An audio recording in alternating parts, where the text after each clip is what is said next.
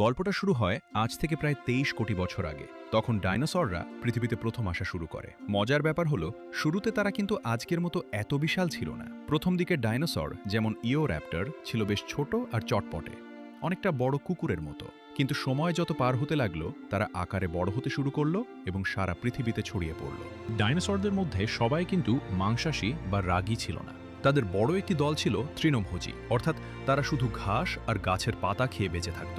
এদের মধ্যে কারো কারো ঘাড় ছিল ৫ তলা বাড়ির সমান লম্বা, যেমন ব্র্যাকিওসরাস এবং ডিপ্লোডোকাস। এরা তাদের বিশাল লম্বা ঘাড় দিয়ে উঁচু গাছের মোগডাল থেকে অনায়াসে পাতা ছিঁড়ে খেত। এরা ছিল খুব শান্ত স্বভাবের।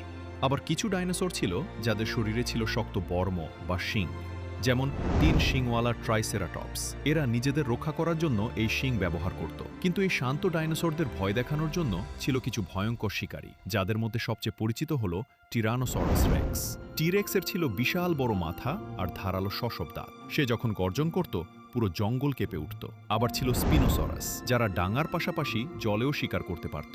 তবে সব ডাইনোসর যে পাহাড়ের মতো বড় ছিল তা কিন্তু নয়। কিছু ডাইনোসর ছিল একদম ছোট, আমাদের আজকের মুরগির মতো, যেমন কম্পোসোগনাথাস।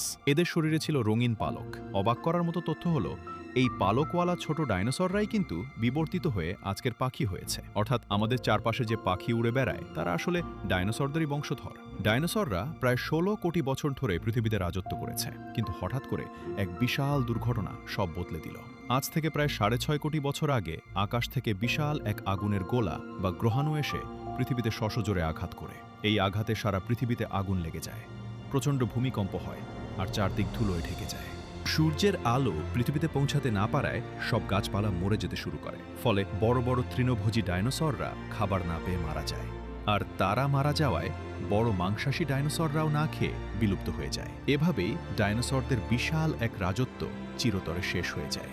আজ আমরা তাদের শুধু হাড়গোড় বা ফসিল দেখে চিনতে পারি। এই ভিডিওটি আপনাদের কেমন লেগেছে? ডাইনোসরদের এই বিশাল রাজত্বের মধ্যে আপনার কোনো ডাইনোসরটি সবচেয়ে বেশি পছন্দ হয়েছে?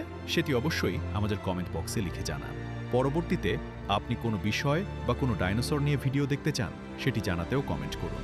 ভিডিওটি ভালো লাগলে একটি লাইক দিন এবং আমাদের সাথেই থাকুন। ধন্যবাদ।